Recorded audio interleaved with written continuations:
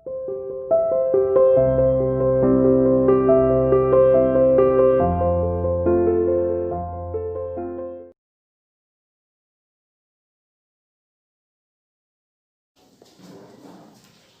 students, welcome to you CR International School online classes.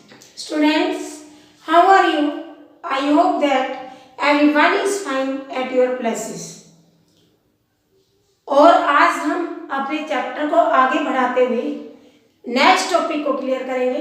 Chapter का name है राष्ट्रीय अर्थव्यवस्था की जीवन रेखाएं। ज्योग्राफी का 10th क्लास का 7th चैप्टर है। आज का जो हमारा टॉपिक है वो है पाइपलाइन। पाइपलाइन क्या होती है? देखिए, पाइपों के द्वारा खनिज तेल या गैस को किसी एक स्थान से दूसरे स्थान तक पहुंचाना पाइपलाइन कहलाती है। यह एक नया परिवहन का साधन है।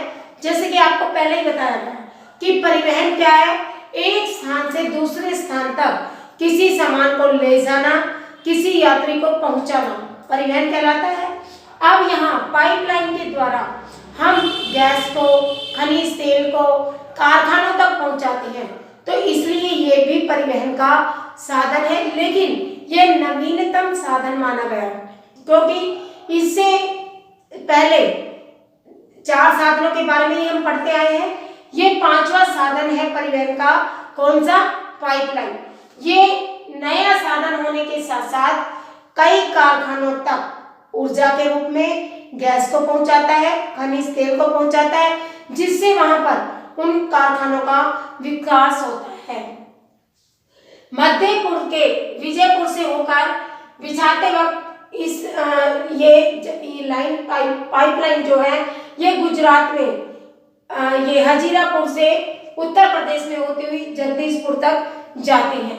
शुरू में जब हम पाइपलाइनों को बिछाते हैं तो बहुत ज्यादा लागत आती है। देखिए, एक स्थान से नीचे अंडरग्राउंड इनकी नीचे रास्ते निकलते हैं, फिर उन पाइपों को वहां तक बिछाना, और खनिज और गैस इस तरह के ज्वलनशील पदार्थ होते हैं, उसके लिए पाइप भी एक खास धातु के बनाए गए होते हैं, और नीचे ये एक स्थान से दूसरे स्थान तक बिछाने में काफी मनुष्यों की जरूरत होती है, काफी श्रम लगता है, काफी पैसा लगता है। लेकिन इस साधन का सबसे बड़ा बेनिफिट क्या है कि इसको एक बार जब हम बिछाते हैं, शुरू में शुरू करते हैं, तो ये बहुत लागत मांगता है, लेकिन उसके बाद बचत होती जाती है। एक बार पाइपलाइन को बिछा दिया, आप कम से कम 50 साल तक निश्चिंत हो गए।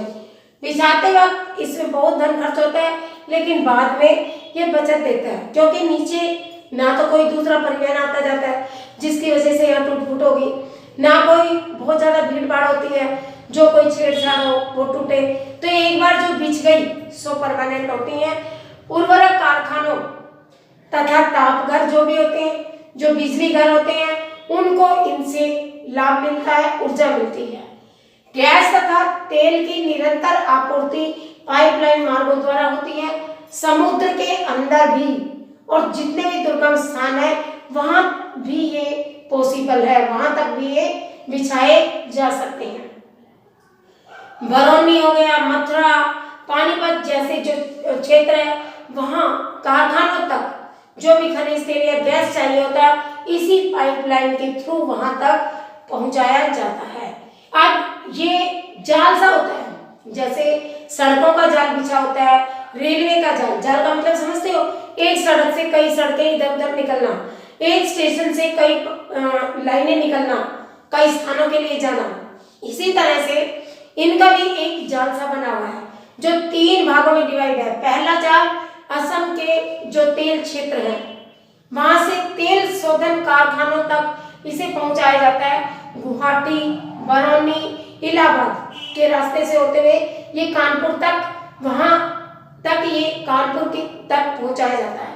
उसके बाद गुजरात से के सलाया से होते हुए वीरमगांव हो गया, मथुरा, दिल्ली, सोनीपत, पंजाब और जालंधर तक ये पाइपलाइन बिछे हुए हैं। हमारा ये दिल्ली के नजदीक है, दिल्ली में भी पाइपलाइन की सुविधा है।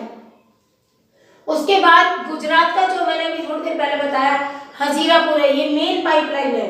गुजरात के हजीरापुर से उत्तर प्रदेश के जगदीशपुर तक ये पाइपलाइन बिछी हुई है। आपसे मैप में भी पूछी जा सकती है इन 3 जालों के बारे में कि बताइए गुजरात से हजीरापुर होती हुई उत्तर प्रदेश तक जाने वाली जगदीशपुर को जोड़ने वाली कौन सी पाइपलाइन है। आपको पहचान करनी पड़ेगी उन क्षेत्रों से जो जहां से ये शुरू होती है और बीच में क्रॉस करते हुए लास्ट तक पहुंचती है, वो स्थान आपको शो करने पड़ेंगे एक लाइन के थ्रू।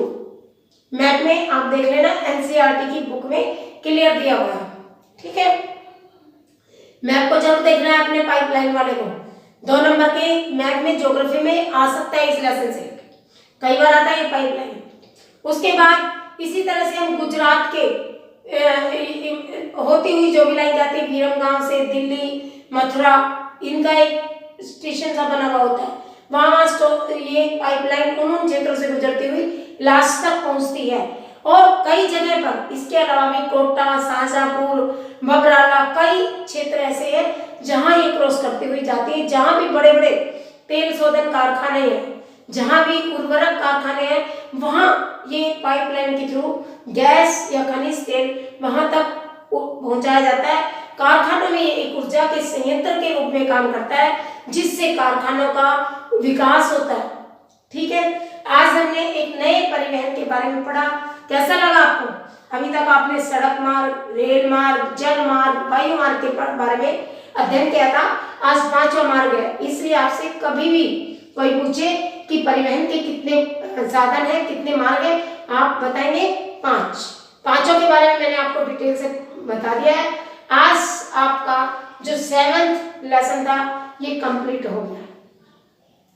संचार हमने स्कूल में पढ़ लिए थे, उसके बाद हमारे जो कुछ थोड़े बहुत टॉपिक रह गए थे वो मैंने आपको धीरे धीरे करके क्लियर करा दिए।